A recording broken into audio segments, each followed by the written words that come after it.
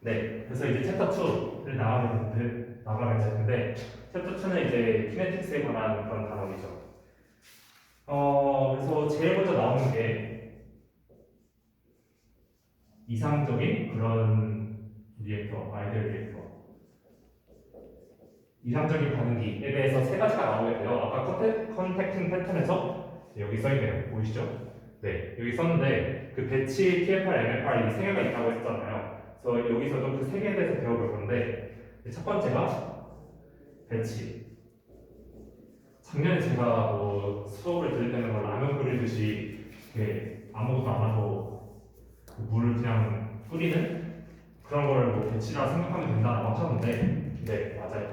그래서 이런 게 배치여서 배치를 보면 이제 아이디얼 리액터잖아요. 그래서 그런 조건들이 뭐가 있냐면 첫째, 일단 배치에서는 안에 있는 그런 내부 조성은 다 같다. 이게 무슨 의미냐면 이제 뭐 예를 들어 농도 이런 게 있을 수 있잖아요. 근데 농도가 여기랑 다 다르면 너무 계산하기가 복잡하겠죠. 그래서 이제 이상적인 반응기에서는 여기 어디는 다 농도나 그런 조성이 같다라는 게 첫 번째가 있고, 네, 두 번째는 이제 이거는 뭐 흐름 뭐 그런 게 없기 때문에 그냥 시간에 따라서 변화하게 되겠죠. 조성 같은 게. 그래서 네, 배치 같은 경우에는 딴 거 두 개는 아닌데 이 배치는 실시간에 관한 그런 거다라고 알아두시면 좋아요. 네. 그럼 두 번째 나오는 게 PFR.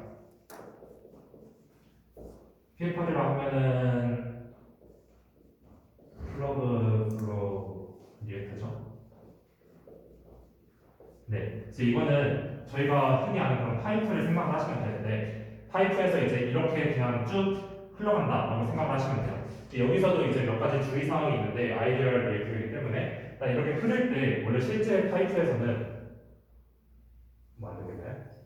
아, 그냥 조금만 더 크게 했으면 더 잘 보일 것 같아요. 다른 사람들. 아 크기요? 좀 작아 보여가지고. 그래요? 네. 근데 이거 그거를 노트북에서 키면 좀 크지 아, 않을까요? 그래요? 네, 일단은 조금 더 키워보도록 할게요. 네. 네. 그래서 TFR을 보시면 이제 흐름이 있는데 이 흐름이 실제로는 막 이렇게 뒤엉키는 막 그런 흐름이 있을 거 아니에요. 그리고 아마 뭐 유체역학에서도 배우셨을 텐데 원래 이게 흐르는 것 자체는 이제 유체역학에서 이제 이렇게 흐른다라고 얘기를 하죠. 그래서 이런 것도 증명을 했었을 텐데 유체역학 때. 근데 아이디얼 TFR 같은 경우에는 아이디얼 리액터이기 때문에 이런 거는 실제로 그렇게 생각을 하지 않고 그냥 이제 벨로시티 프로파일이 이렇게 일직선이다. 그리고 앞뒤로 섞이지 않는다. 이런 게 이제 TFR이다. 라고 생각을 하시면 될 거예요. 그 다음에 세 번째로 나오는 게 MFR이죠. 이거는 믹스드 플로우 리액터.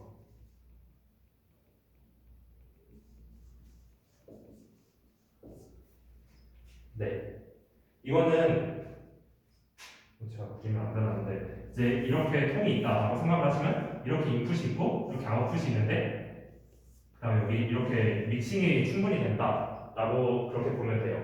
그래서 이거 같은 경우에는 아까 뭐 배치처럼 솔직히 이렇게 하면 여기에 막 쌓이는 그런 거 있잖아요. 현실에서는 양끝에 쌓이는 그런 게 있는데 그 MFR은 실제로는 뭐 아이디어리가 그렇지 않고 내부 어디서든 충분히 섞여서 조성이 다 같고 그 다음에 그리고 이제 여기서 인풋이 있을 텐데 처음에 들어오자마자 완전히 반응을 해서 여기나 여기 나가는 지점이나 농도가 같다라고 생각을 하시면 됩니다.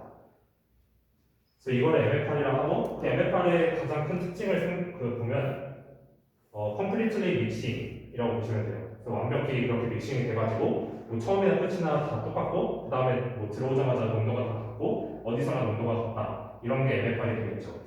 근데 여기서는 제가 이제 실시간이라는데 여기는 그런 말을 안 했잖아요. 여기 같은 경우에는 이제 위치에 따라서 뭐 그렇게 다르게 될 거고, 그래서 그런 거를 보시면 이 두 개는 그래서 책에서 말하는 게 스테디 스테이트다라고 말을 할 거예요. 그렇게 되면 당연히 배치는 non-steady state겠죠. 네. 그래서 PFR이나 MFR은 뭐 시간에 따라서 변하지 않고 그냥 스테디 스테이트다라고 알아두시면 좋습니다. 그래서 얘는 이제 흐름 속도나 반응기 크기에 따라서 뭐 흐름이 얼마나 빠르냐, 아니면 반응기가 얼마나 크냐에 따라서 다 달라지게 되겠죠. 네, 그래서 이렇게 세 가지 아이디얼 리액터가 있었고, 그 다음에는 이제 이것들에 대한 반응 속도 10을 잠깐 세워보도록 할 거예요. 근데 이 세 개 말고 이제 전체적인 거를 먼저 하도록 할게요. 이거는 잠깐 지워두고. 네. 제일 중요한 거죠. 반응 속도 10. 그래서 반응 속도 같은 경우에는 이제 이런 반응이 있다라고 생각을 해봅시다. 그럴 때 이제 저희가 가장 많이 쓰는 게 이런 표현일 거예요. 마이너스 RA라고 쓰고, 네, 마이너스이기 때문에 V분의 1, 네, 이렇게 쓰게 될 거예요. 이게 왜 그러냐면 원래는 아까 이 마이너스가 없었잖아요. 그래서 이거는 당연한 그 방식도 식이고 A에 대해서도 저희가 설명을 할 건데 A는 여기서 사라지는 거죠. 사라지는 거기 때문에 그거를 생각을 하기 때문에 그걸 생각해서 이렇게 마이너스 RA라고 표현을 하는 경우가 대부분이에요. 그래서 마이너스 RA 이렇게 되고 반대로 그럼 생성물은 어떻게 되냐라고 보면 마이너스 R 같은 경우에는 네, V분의 1 dNR dt 이렇게 되겠죠. 그 다음에 이거의 관계에 대해서 생각을 해보면 이 라지 A가 스몰 a만큼 없어질 때 이 스몰 r만큼 생성이 되는 거잖아요. 그래서 이제 반응 속도에서 이런 게 나오게 되죠.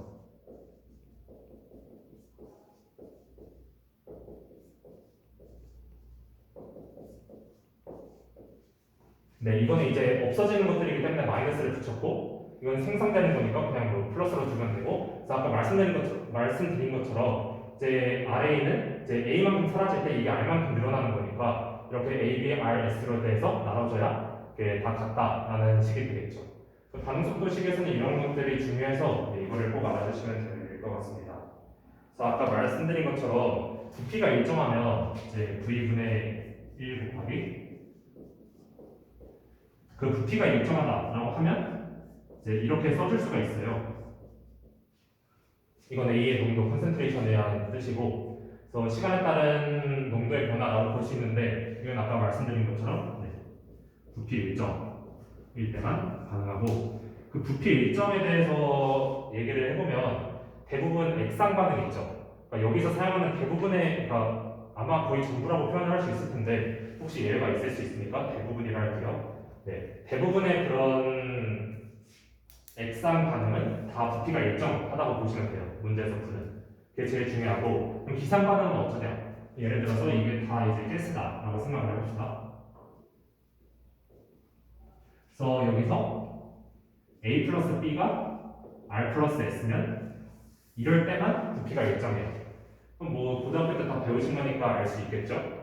두 개가 없어지면 당연히 두 개가 생겨야 부피가 일정한 거기 때문에 A 플러스 B는 R 플러스 S일 때만 가능하겠죠. 물론 이게 뭐 솔리드다라고 하면 솔리드는 부피가 없다라고 가정을 해도 되잖아요. 솔리드다라고 얘기를 하면 A 플러스 B가 R일 때만 부피가 일정한 그런 상황이겠죠. 네. 그래서 이거를 유의하시고 이건 이제 아마 4단원, 4단원에서 5단원 그쯤에 엄청 많이 나올 거예요. 부피 일정한지 안 한지가 엄청 중요해서 액상이다 기상이다 이런 거 꼭 잘 확인해 주시길 바랍니다. 네. 그 다음에 나오는 게 똑같이 이제 또 반응 속도가 나오게 되는데 아까 처음에 그 키네틱스 여기 써놓은 거에서 여기 F는 온도랑 그러니까 키네틱스가 온도랑 농도의 함수다라고 얘기를 해서 똑같이 써볼게요. 마이너스 RA라는 게 이제 온도랑 농도에 대한 함수겠죠. 예를 들어서 뭐 하나를 나타내자면 네. 마이너스 RA는 반응 속도 상수 K 곱하기 CA의 A승이다 이렇게 나타낼 수 있죠. 근데 저희가 그 아레니우스식을 생각을 해보면 K는 K0 곱하기 익스포넨셜 마이너스 RT분의 E 곱하기 CA의 A승 이렇게 생각을 할 수 있잖아요. 그래서 얘를 봤을 때 이제 이것 때문에 이거는 온도에 대한 함수구나 라고 생각을 할 수 있고 이것 때문에 아예 그 반응 속도는 이거 농도에 대한 함수다 라고 알면 되겠죠. 물론 이제 마이너스 RT분의 2는 다 아시겠지만 액티베이션 에너지라고 하죠. 네. 그래서 이거에 관한 문제가 이거는 뒤에 나오니까 나중에 하도록 할게요. 네. 어쨌든 이렇게 되기 때문에 컨센트레이션이랑 온도에 대한 그런 함수다. 그래서 그 온도는 저희가 아레니우스를 대부분 이용을 하게 될 거고 온도 같은 경우에는 두 가지가 나뉘는데 이게 이제 엘리멘터리냐 기초 반응이냐 한글말로는 엘리멘터리 리액션이냐 아니면 넌 엘리멘터리 리액션이냐에 따라서 나눠지게 돼요. 그래서 이제 그 온도 그러니까 농도 먼저 알아보도록 할게요. 혹시 최정일 교수님 진도 어디까지 나왔죠? 4단 4단원이요? 3단 나오네 3단 3단은 초죠? 네. 아니 이건 무슨 3단 중간까지. 중간. 네. 그래서 오늘은 일단 목표가 2단원까지 다 끝내는 겁니다. 충분히 가능할 것 같아요.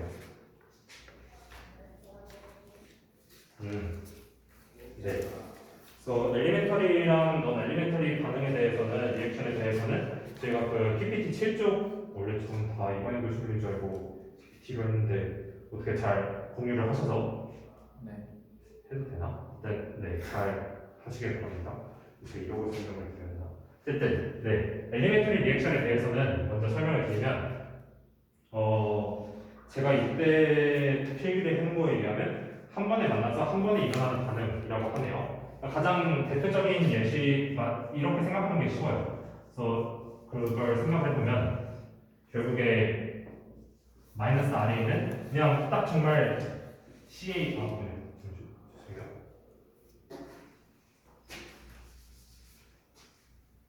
반응속도 상수 K 곱하기 CA 곱하기 10이다 이렇게 생각하시면 돼요. 그러니까 왜냐면 이거 1승 1승이고 뭐 그렇기 때문에 그냥 그러니까 네, 개수가 뭐 1이기 때문에 그냥 1승 1승 이렇게 생각하시면 되는데 만약에 그냥 이런 경우에는 다 거의 다 엘리멘터리 반응이고 그게 아니라 뭐 예를 들어서 여기 예시가 나오는데 이거 같은 경우에는 이제 HBR 이게 생성되는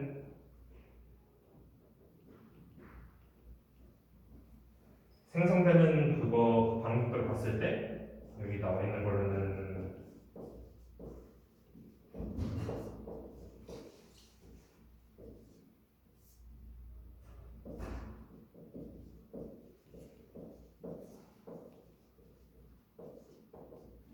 네 이렇게 아주 복잡한 식이 나오잖아요. 네, 이렇게 아주 간단한 뭐 CA 곱하기 12 이런 게 아니라 진짜 이거는 내 농도 HBR의 농도란 뜻이고 어쨌든 이런 농도가 좀 많이 복잡한 이런 식들이 나오면 이런 거는 이제 다 넌 엘리멘터리 리액션이다라고 보시면 돼요.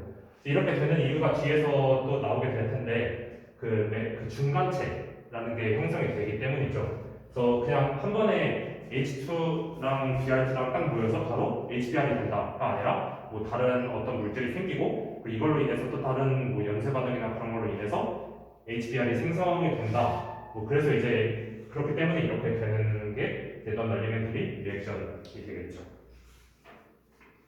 그래서 저희가 이런 그 엘리멘터리 리액션을 그냥 바로 반응을 한다라고 생각하면 되는데 이게 그럼 과연 어떻게 반응을 해서 이렇게 된 거냐라는 그런 걸 알고 싶을 수가 있잖아요. 참고로 이제 그 반응 속도는 항상 무조건 실험을 통해서 얻을 수 있어요.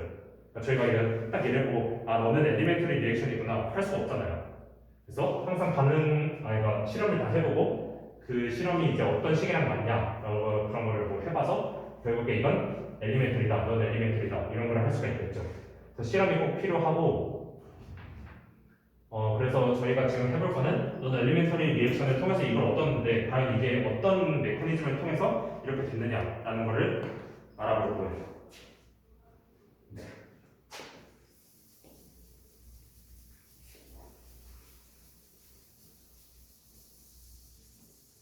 농도 C 있잖아요. 네. 그 단위가 뭐예요? 그거는 다 뭐 다르긴 한데 대부분 사용하는 게 몰퍼 뭐 세제곱미터 아니면 뭐 몰퍼 뭐 리터 이런 게 되겠죠.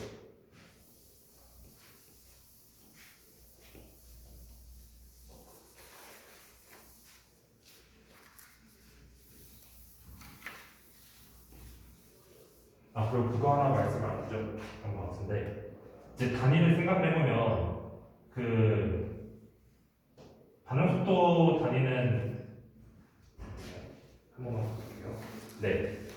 반응 속도의 단위는 항상 이제 뭐 리터가 될 수도 있고 아니면 뭐 다른 세제곱미터가 될 수도 있을 텐데 어쨌든 이런 형식으로 나올 텐데 그런 경우에 뭐 이거는 대부분 이제 몰퍼 이렇게 되겠죠. C의 단위는. 그래서 그냥 이제 C랑 C도 똑같이 이런 단위를 갖는다라고 하면 K의 단위는 당연히 알 수가 있겠죠. 그래서 이렇게 되기 때문에 K 그 반응 속도 상수의 단위는 항상 달라질 수가 있어요.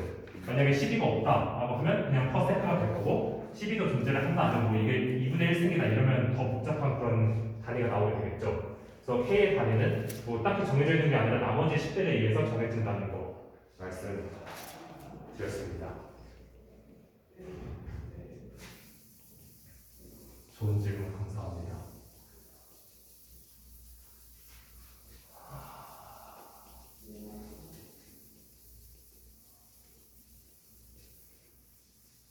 근데 이런 부분은 초등학교, 중학교 때 혹시 그런 거 보셨어요? 칠판 중에 그냥 딱 누르면 G 이런 거 있잖아요. 봤어요. 그런 게 참 편한 것 같네요. 실제로 학생들도 그거 엄청 좋아하지 않았어요?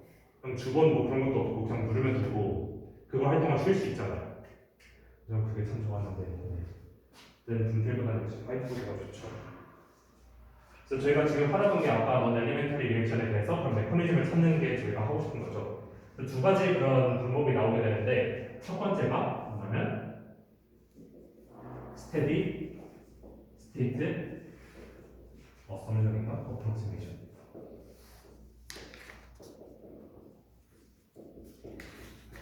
그다음 두 번째 나오는 게 이퀄리브리엄 어썸션. 네, 이런 두 가지 그런 뭐 예시를 들어서 저희가 설명을 하게 돼요. 그러니까 스테디 스테이트 어썸션에 대해 먼저 말씀을 드리면 이제 뭐 그러니까 항상 아까 말씀드렸는데 이런 거는 중간체가 존재한다고 했었잖아요. 그리고 중간체를 x라고 설명을 하면 이제 중간체 x가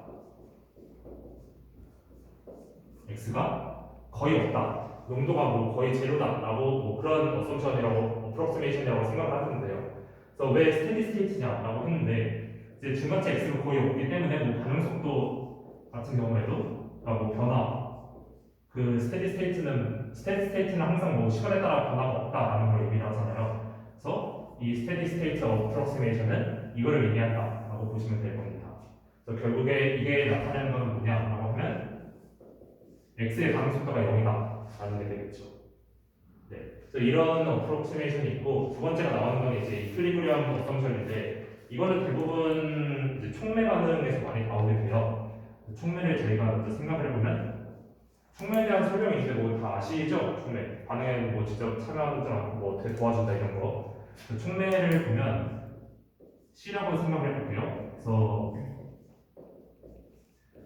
뭐 때에 따라 다르긴 하겠지만 대부분 뭐 이런 경우라서 그냥 중간체가 하나밖에 없다면 이런 경우라서 이런 걸 보면 이제 원래 촉매의 그 양은 이제 나중 촉매의 양에서 뭐 중간체의 양 합한 거 딱 그만큼 존재한다라는 뭐 이런 거를 가지고 이퀄리브리엄 어썸션을 써보면 결국에 그 평형상수 K는 A 곱하기 C분의 뭐 X다 이런 게 나오게 될 텐데 솔직히 이걸 딱 봤을 때 대체 저게 무슨 소리냐라고 하시는 분들이 많을 거예요. 실제로 뭐 수업에서도 그러셨을 텐데 이거는 이제 익sem플을 풀면서 해보도록 할게요.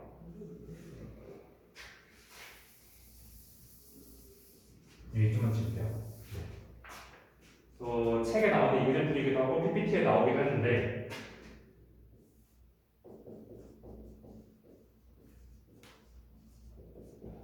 (2.1)에 대해서 말씀을 드리도록 네. 한국어로 PPT에 네. 위에 거 정상 상태 과정이라고 되어 있고 네. 두 번째 거 평형 상태 과정이라고 되어 있는데 그 영어로는 approximation이고 assumption인데 네. 이거 차이가 어떻게 되는 건지. 저도 그거는 모르겠습니다. 작년에 여쭤봤을 때 뭐 어썸션은 뭐 이렇게 해도 되고 어프록시메이션 이렇게 해도 된다고 하셨던 것 같은데 제 생각에는 그냥 이거는 약간 뭐 가정이고 이거는 뭐 거의 평형 상태다라고 생각을 해서 어프록시메이션 이런 단어를 쓰고 얘는 assumption이라는 단어를 쓴 것 같아요. 근데 사실상 결국 그러니까 원래 이런 단어가 먼저 존재를 했겠고, 근데 우리나라에서 이제 그 번역을 할 때 차이가 거의 없으니까 둘 다 똑같이 가정이라는 표현을 쓰지 않았을까라고 생각을 합니다. 그래서 차이는 없는데 그냥 뭐 approximation, assumption 이렇게 말을 한 것 같아요. 어썸션에서 K는 어떻게 나온 거예요? 평형성수 K요.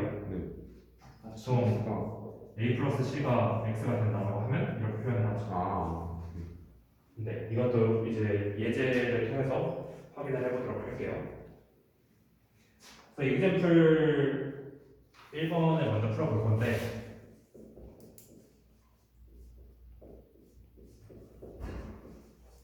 이렇게 돼 있고, AB, 그러니까 실험을 통해서 AB의 그 반응 속도를 구해봤더니 K 곱하기 12의 제곱이다. 이런 게 나왔어요. 근데 이제 이거를 딱 봤을 때 원래 이게 그 엘리멘터리 리액션이다라고 하면 K 곱하기 CA 곱하기 12가 돼야 되잖아요. 근데 이미 12의 제곱인 걸 보면서 아 이거는 넌 엘리멘터리 리액션이구나 라는 걸 먼저 알 수 있어야 되고, 이제 이걸 통해서 이 그 실험을 통해서 봤을 때 얘네들이 이제 중간체는 힌트를 줬어요. 중간체는 이제 A2 또는 B2가 나오게 된다. 중간체이기 때문에 별을 쓰도록 할게요. 그 다음 연쇄 반응은 일어나지 않는다. 그래서 이런 걸 통해서 저희가 메커니즘이 어떻게 되냐라는 걸 찾을 겁니다. 네. 그래서 중간체가 A2가 나올 수 있고 B2가 나올 수 있으니까 경우의 수는 두 가지가 되겠죠. 근데 그 두 가지 중에 처음 걸 먼저 말씀드리면 A2가 이렇게 되고 결국에 A2 더하기 B가 A 플러스 AB다. 그래서 이거 두 개를 더해보면 결국 A 플러스 B는 AB가 된다라는 게 되겠죠. 그래서 이런 메커니즘을 생각을 할 수가 있고, 이거는 이제 중간체가 이게 나오는 그런 게 될 거고, 두 번째는 이게 A가 아니라 B가 그 중간체 역할을 해준다. B2가 중간체 역할이 된다. 라고 해서